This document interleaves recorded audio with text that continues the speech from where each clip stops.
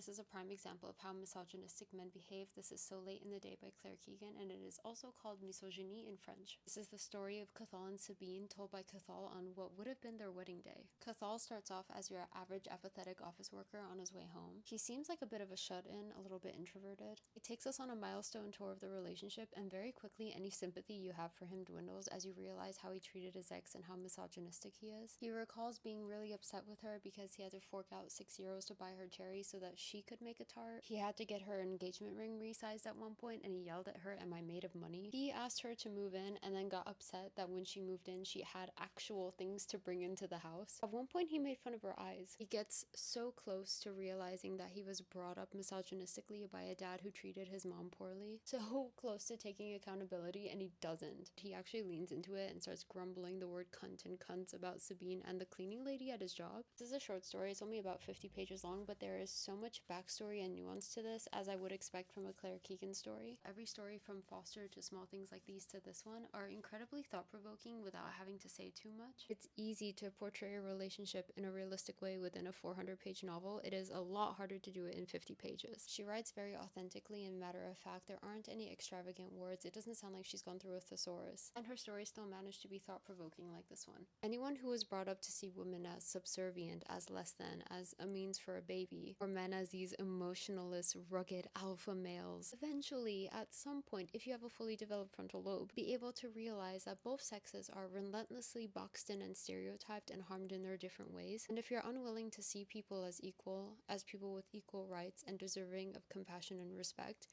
then you are just another Cathal in the world. Angry, bitter, and completely blind to your entitlement. But if you're a hero author, you will enjoy this book and you're a lovely person. From Sabine's perspective, if So Late in the Day was a song, it would be You Get on My Damn Nerves by Chloe the God. See you tomorrow. If you're wondering why my hair is up, I have a headache and this relieves tension. Bye.